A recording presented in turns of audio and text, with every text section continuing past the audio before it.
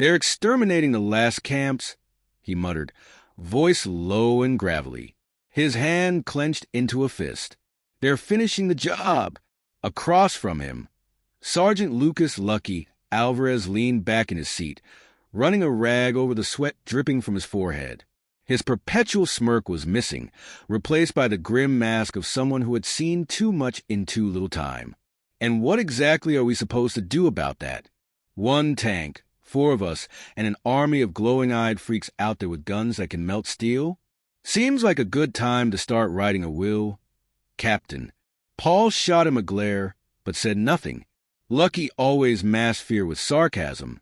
It was how he coped. Paul let the comment slide, shifting his focus to the other 2 members of the crew.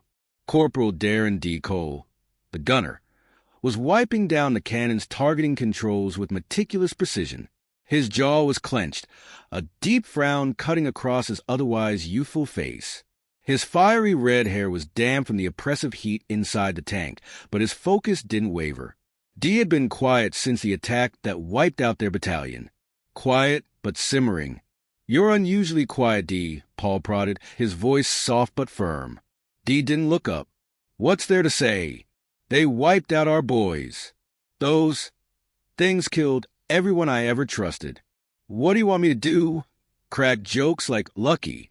Lucky grinned weakly. "Hey, my jokes keep us sane." "No one asked you," D snapped, the anger in his voice cutting to the cramped interior of the tank. For a moment, the only sound was the hum of the tank's systems. "Enough," Paul barked, the authority in his tone silencing them both. He took a deep breath, then softened his tone. "We've all lost people. All of us. But sitting here arguing won't bring them back. Right now, those civilians in the camp need us. And if we don't do something, no one else will." Private Ryan Gearhead Mercer, the youngest member of the crew, glanced up from the control panel he'd been fiddling with. His grease-streaked hands froze mid-motion as he looked around at the others. "You're saying we're going after them? Against all of that?" His voice was quiet, tinged with disbelief. "Yes," Paul said simply, leaning forward. "We've got one shot to make a difference. This tank's been through hell and back, and so have we. We'll use the terrain, keep moving, hit them where it hurts, and disappear before they can react." Gearhead hesitated, his brown eyes darting between the captain and the screens before him. "But their tech, it's light years ahead of ours. Their drones can track us. Their weapons can punch through armor like it's paper." Paul allowed a faint smile to tug at the corner of his lips. "And they think that makes them invincible. But here's the thing about arrogance. It blinds you. They don't know how stubborn humans can be." The tank crew sat in heavy silence, the weight of Paul's words sinking in. Outside, the distant hum of alien hovercraft grew louder, a reminder that time was slipping away. Lucky was the first to break the silence. "Well," he said, tossing the rag aside and reaching for his helmet, "if we're going out, we might as well go out loud." D let out a bitter laugh, shaking his head. "This is suicide. But I'll be damned if I let them walk away after what they've done." Gearhead swallowed hard, his hands trembling as he returned to his panel. "I'll make sure the Iron Beast is ready. She's tough, but she's not invincible." "She doesn't need to be invincible," Paul said, his voice steady. "She just needs to get the job done." With that, the crew sprang into action. Lucky loaded ammunition with practiced ease, his earlier cynicism replaced by a grim determination. D calibrated the targeting systems, muttering under his breath about making every shot count. Gearhead crawled into the cramped engine compartment, tightening bolts and patching up worn-out components, his hands moving faster than his nerves. Paul climbed out of the tank for one last look at the horizon. The sun was setting, casting a blood-red glow over the ruins. Smoke plumes spiraled into the air, marking the sites of recent battles or massacres. He could feel the weight of his decisions pressing down on him, but he refused to let it show. The crew needed his strength, even if he wasn't sure how much he had left to give. "Captain," Lucky called from inside the tank, "We've got movement on the scanners." "Looks like a patrol." Paul slid back inside, sealing the hatch behind him. "All right, people. Let's remind them why humans are a pain in the ass to conquer." The tank rumbled to life, its treads crunching over the rubble-strewn streets as it moved into position. The Iron Beast was old, battered, and outmatched by alien technology, but it still had fight left in it, and so did its crew. As they rolled toward their first engagement, Paul felt the familiar surge of adrenaline coursing through his veins. This was their chance to strike back, to show the invaders that Earth wasn't finished yet. He knew the odds were against them, but then again, humanity had always thrived on impossible odds. "D," he said, his voice calm but charged with purpose. "Line up the first shot. Lucky, be ready with the next round. Gearhead, keep her running no matter what. We don't stop until they're ashes." "Yes, sir," the crew replied in unison, their voices steady. The Abrams rolled into the shadows of the ruins, a lone tank against an empire. Paul tightened his grip on the controls, his gaze fixed on the horizon where the alien patrol was approaching. This was it, the beginning of their fight, the first strike in a war they couldn't afford to lose. Let's show them what the Iron Beast can do. The city lay in ruins around them, a labyrinth of broken buildings and twisted metal that seemed to stretch endlessly in every direction. The M1 Abrams, nicknamed Iron Beast by its crew, sat hidden in the shadow of a collapsed overpass. Its engine idled low, a subdued growl that matched the tense, waiting silence inside. Paul peered through his viewport, scanning the horizon for any sign of movement. "Patrol's coming in hot," Lucky muttered, squinting at the thermal imaging screen. 5 hover tanks, maybe a dozen infantry. They're sweeping wide, probably looking for stragglers. Paul didn't respond immediately. His mind worked through the possibilities, weighing the strengths of their terrain against the overwhelming firepower of the alien forces.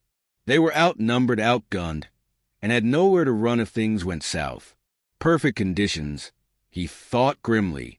D was already calibrating the main gun, his sharp eyes fixed on the controls. "We've only got one shot before they spot us. You want me to aim for their lead tank?" "No," Paul said firmly. "We hit the one in the middle, split their formation, force them to react. Lucky, have the next round ready. Gearhead, keep us mobile. We'll need to reposition fast." "You got it, Captain," Gearhead replied, his voice steady despite the tension. He gripped the controls, his hands damp with sweat but firm. The kid was young, but he'd proven himself resourceful. Paul needed him now more than ever. The sound of the alien patrol grew louder, the eerie hum of their hovercraft vibrating through the rubble. Paul caught a glimpse of the lead tank through a gap in the debris. Sleek and menacing, it floated effortlessly over the ground, its hull glowing faintly with energy shielding. The infantry followed in a tight formation, their armor glinting like obsidian under the dying light of the sun. "D on my mark," Paul said, his voice low but commanding. He felt the familiar surge of adrenaline, the sharp focus that came with combat. "Lucky, be ready. This has to be quick." The crew fell silent, their collective breaths held as the enemy drew closer. Paul waited, counting down in his head. Timing was everything. Too early, and they'd lose the element of surprise. Too late, and they'd be surrounded. Mark. The tank's cannon roared, the sound shattering the stillness like a thunderclap. The sabot round streaked through the air, a lethal dart of tungsten traveling faster than the eye could follow. It struck the middle hover tank dead center, punching through its energy shield and detonating inside the hull. The explosion tore the craft apart in a fiery blast, scattering shrapnel and sending the alien infantry diving for cover. "Hit confirmed," D shouted, a flicker of triumph in his voice. "Loading next round," Lucky yelled, already working the loader with practiced speed. The shell clunked into place, and he slapped the breech shut, ready to fire. The alien patrol reacted quickly, their remaining tanks fanning out in a defensive formation. Their turrets swiveled toward the Abrams position. Bright blue energy pulses building at their tips. "Move!" Paul barked. Gearhead slammed the throttle forward, and the tank lurched into motion, grinding over debris as it raced for a new position. A pulse beam struck the overpass they'd been hiding under moments before, obliterating it in a cascade of rubble and dust. The Abrams skidded to a stop behind a collapsed skyscraper. Paul could hear the hiss of alien engines closing in, their technology more agile than anything humanity had ever built. But the Iron Beast had an edge they didn't: terrain. These streets had been designed for cars, not hovercraft, and the narrow, uneven alleys forced the aliens to maneuver cautiously. "D, take the shot," Paul ordered as one of the hover tanks rounded a corner. The cannon roared again, and the sabot round smashed into the enemy's side, ripping through its armor. The hover tank spun wildly, flames erupting from its undercarriage before it crashed into a building and exploded. Cheers erupted inside the Abrams, but Paul silenced them with a sharp gesture. "Stay focused. We're not out of this yet." The infantry regrouped, their energy rifles lighting up the night with bursts of plasma. Blue bolts struck the Abrams' hull, sizzling against the reactive armor but failing to penetrate. Lucky cursed as a near miss scorched the top of the turret. "These guys don't miss much, do they?" he muttered, slamming another shell into the breach. Paul ignored him, his eyes scanning the thermal imaging. The remaining 2 hover tanks were coordinating now, trying to flank them. He couldn't let that happen. "Gearhead, reverse. Take us to that choke point by the rubble pile. D, get ready to fire as soon as they line up." The tank backed up, its treads grinding over broken concrete. The maneuver forced the alien tanks into a narrow alley, their shields scraping against the walls. D tracked them through the scope, his finger hovering over the trigger. "Come on, you bastards," he whispered, his voice tight with concentration. The 2 tanks lined up perfectly, one behind the other. Paul didn't need to give the order. D fired, and the sabot round tore through the lead tank, its kinetic energy carrying straight into the one behind it. Both tanks exploded in tandem, a spectacular chain reaction that lit up the night sky. A stunned silence followed, broken only by the crackle of flames and the distant wail of alien engines retreating into the distance. The infantry scattered, their confidence shattered without armored support. One by one, they melted into the shadows, leaving the battlefield eerily quiet. "Did we just win?" Gearhead asked, his voice trembling with disbelief. Paul exhaled slowly, the tension in his shoulders easing just slightly. "For now," he said, "but they'll be back. They always come back." Lucky let out a low whistle, leaning back against the interior wall. "Hell of a first round. I'm not gonna lie, Captain, didn't think we'd make it out of that one." D smirked, a rare flicker of pride breaking through his usual scowl. "Guess they're not so invincible after all." Paul didn't share their relief. He knew this was just the beginning. The Empire wouldn't take this defeat lightly. They'd come back with more troops, heavier weapons, and an even greater determination to crush what little resistance Earth had left. And when they did, the Iron Beast would be waiting. "We've made our mark," Paul said, his voice firm but weary. "Now they know we're here. That's going to make them angry. And angry enemies make mistakes."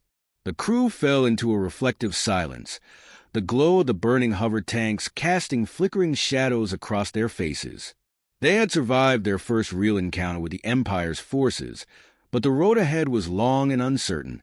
Paul glanced at the map, noting the refugee camp's location. Every decision they made now carried the weight of survival, not just for themselves, but for the civilians counting on them. He could feel that weight pressing down on him, heavier than the tank's own armor.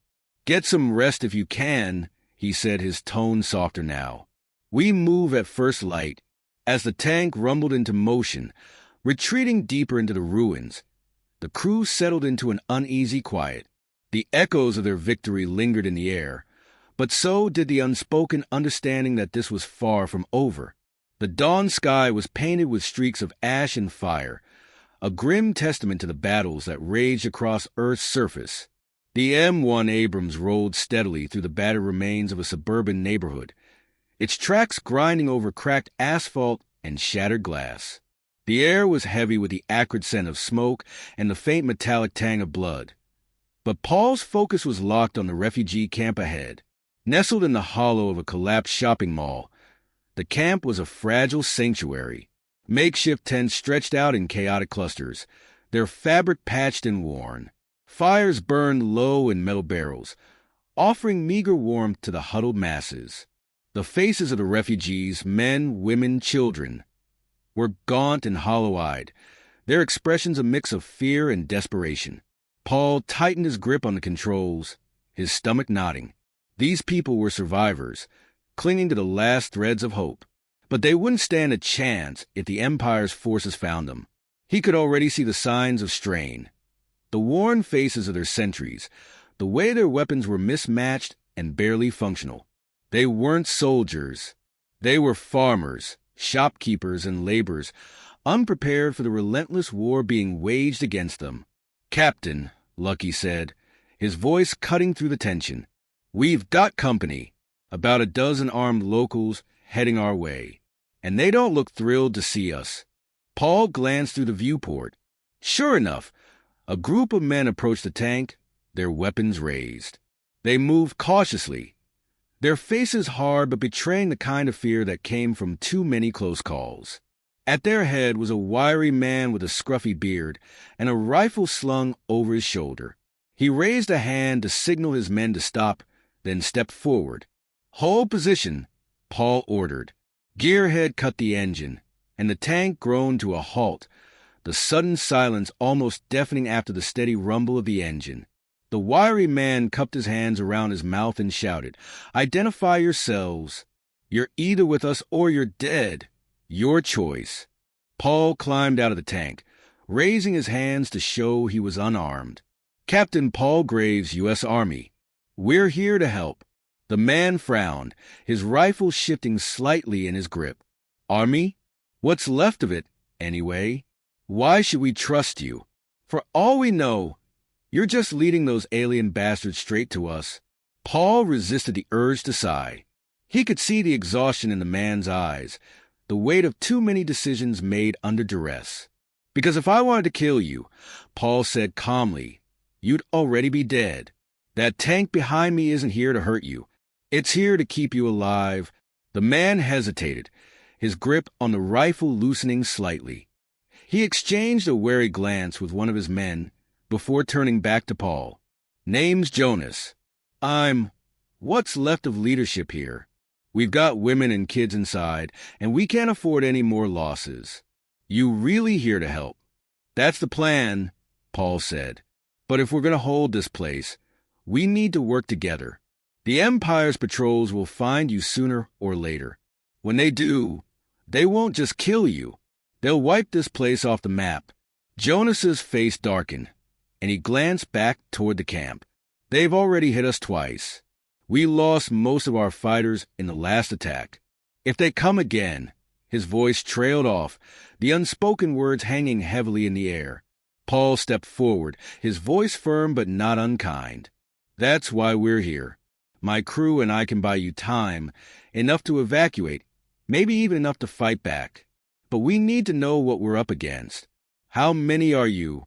"About 50, Jonas said. "Mostly non-combatants. A few rifles, some old handguns, and maybe a couple of grenades. Not exactly an army." Paul nodded grimly. "All right, get your people ready to move. If we can't hold them off, you'll need to scatter. But if we play this smart, we might just have a chance." Jonas studied him for a long moment, then nodded. "All right, Captain. Let's see what you've got." Paul returned to the tank, climbing inside and sealing the hatch. The crew looked up at him expectantly. "Refugees are barely holding it together," he said. "We're all that stands between them and annihilation." "Great," Lucky muttered. "No pressure." Dee smirked, loading another round into the cannon. "Sounds like another day at the office." Gearhead glanced nervously at the screens. "What's the plan, Captain?" "We can't hold off an entire patrol by ourselves. We won't have to, Paul said. We use the terrain, force them into a bottleneck, make their tech work against them. D. You'll prioritize the hover tanks. Lucky, I want the machine gun ready to suppress infantry. Gearhead, keep us mobile. We can't let them pin us down. The crew nodded, their faces set with determination. They had been through hell together, and they knew the stakes. There was no room for hesitation now. Hours passed, the tension growing thicker with every moment. The refugees scrambled to pack their belongings, their movements hurried and chaotic. Jonas and his men did their best to organize them, but it was clear they were overwhelmed. Then, just as the sun began to dip below the horizon, the warning came. One of Jonas's sentries sprinted into the camp, his face pale with terror. They're coming! At least 3 tanks and a swarm of infantry. The camp erupted into chaos. Paul barked orders, his voice cutting through the noise. Get everyone to the back of the camp. Keep them low and out of sight. Jonas, your men cover the flanks. We'll take the main assault. The Abrams roared to life, its engine snarling like a beast awakened. Paul guided the tank into position, its cannon aimed squarely at the main road leading into the camp. The crew worked in tense silence, each movement precise and deliberate. Through the scope, D spotted the first hover tank cresting the hill. Target acquired, he said, his voice steady. Fire, Paul ordered. The cannon thundered, the round streaking through the air and slamming into the lead tank. It exploded in a shower of sparks and metal, the shockwave rattling the Abrams. The remaining tanks hesitated, their formation breaking. Lucky, suppressed the infantry. Paul commanded. The machine gun opened up, its staccato bursts cutting through the air. Alien soldiers dove for cover, their energy weapons firing sporadically in response. The Abrams pressed forward, its treads grinding over rubble as it unleashed a second shot, disabling another hover tank. But the enemy was relentless.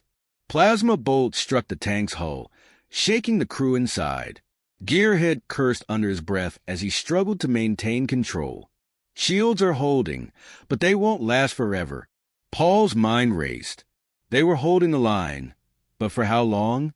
The refugees needed time, and every second they bought came at a cost. D, take out that last tank, Paul shouted. The cannon roared again, and the final hover tank erupted in flames. The alien infantry began to retreat, their morale broken without armored support. Cheers erupted from Jonas's men, but Paul remained focused. Don't celebrate yet, he said. They'll be back. Gearhead, check our ammo. D, assess the damage. Lucky, keep an eye on the horizon. This fight isn't over.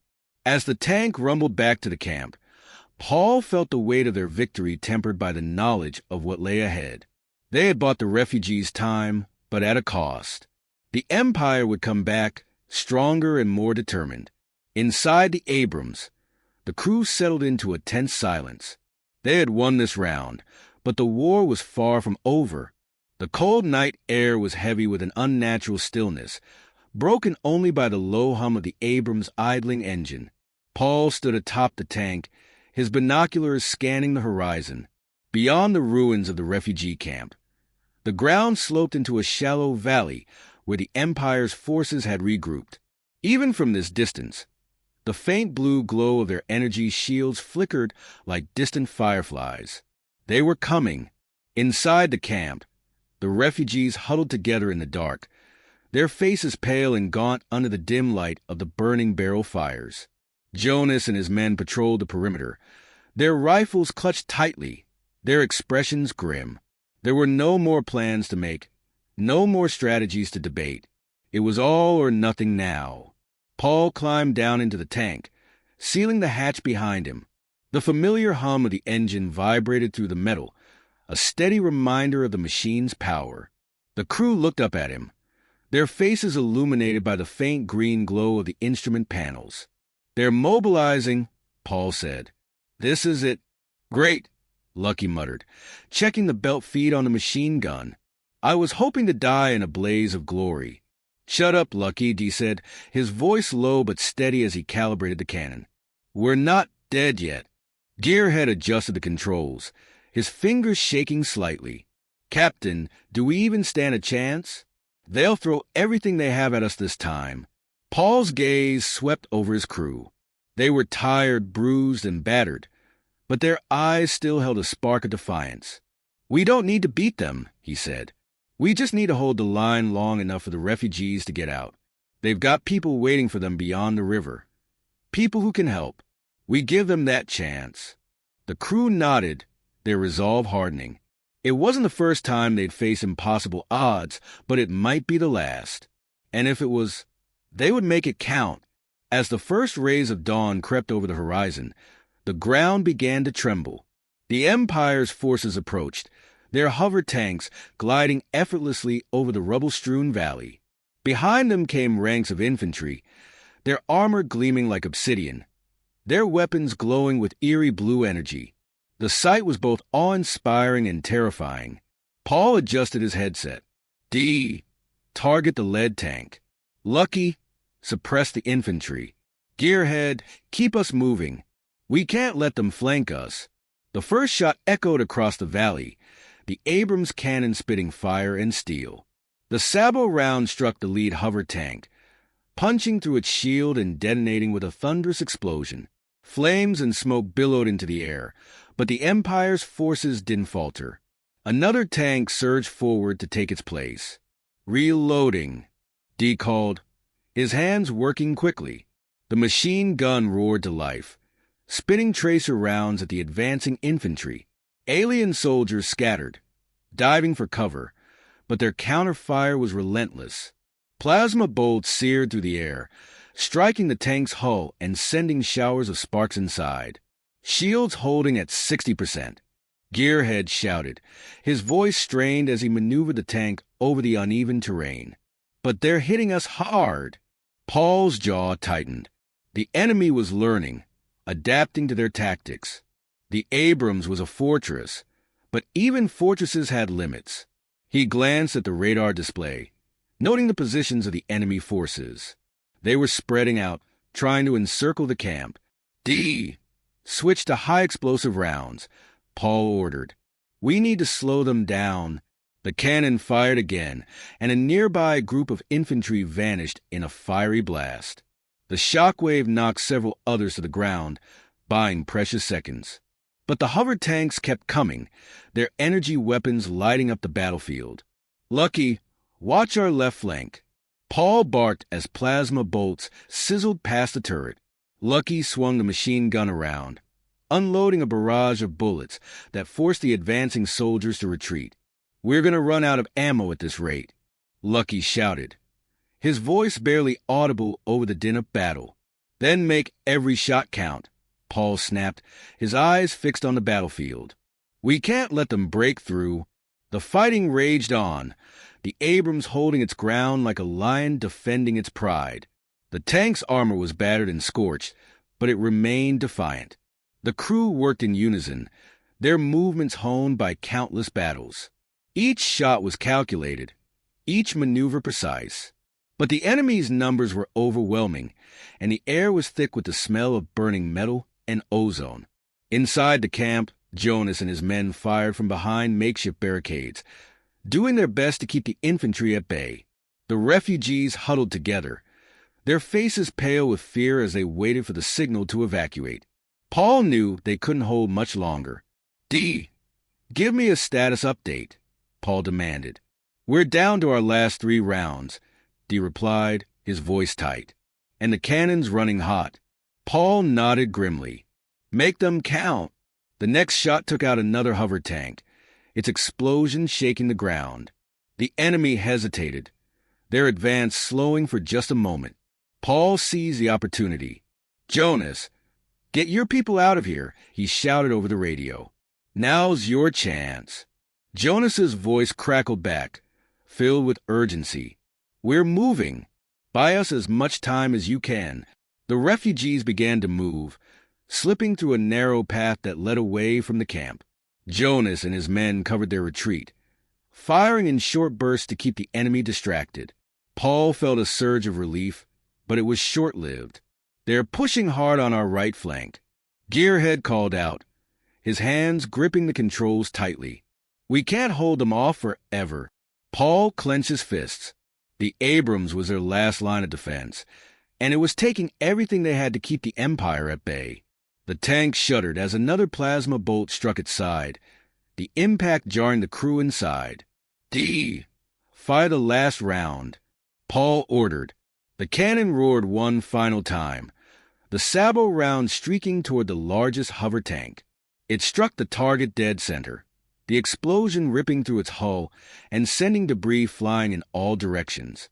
The remaining enemy forces hesitated, their momentum faltering, but the reprieve was brief.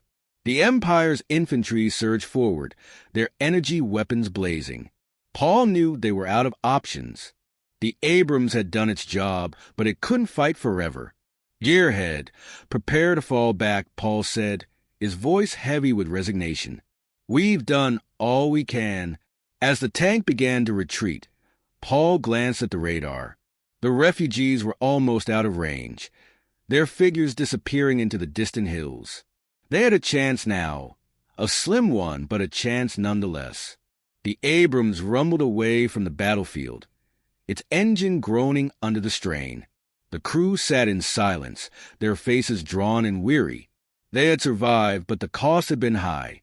Paul looked out at the horizon, his mind already turning to the next battle. The Empire would keep coming, but so would they. As long as the Abrams still moved, as long as they still breathed, they would fight. For Earth, for humanity, for hope. Inside the tank, the air was heavy with silence, broken only by the faint hum of cooling systems. Paul sat in the commander's seat, staring through the viewport at the carnage below. His hand rested on the console, fingers absently tracing the grooves in the worn metal. His crew was alive, but the weight of what they had survived and what they had sacrificed pressed heavily on his shoulders. Lucky broke the silence first, his voice uncharacteristically subdued. "So, that's it? We made it out? Feels strange." Dee leaned back in his seat, exhaling slowly. "Strange is one way to put it. Lucky, you were yelling about going out in a blaze of glory an hour ago. Now look at us, still breathing." Gearhead wiped the sweat from his forehead, his hands trembling as he ran diagnostics on the systems. "Barely breathing. The Abrams need serious repairs if we're going to keep this fight going. The shields are fried, the engine's limping, and we're out of ammo." Paul finally spoke, his voice quiet but resolute. "We did what we set out to do. The refugees are safe. That's what matters." He glanced at the horizon, where the distant figures of the evacuees were disappearing into the hills. For the first time in days, the sky was clear, free of the dark clouds of ash and smoke that had choked the air. There was still beauty in this broken world, still something worth fighting for. "Captain," Dee said after a pause, his tone serious, "you think they'll make it? Jonas and the others,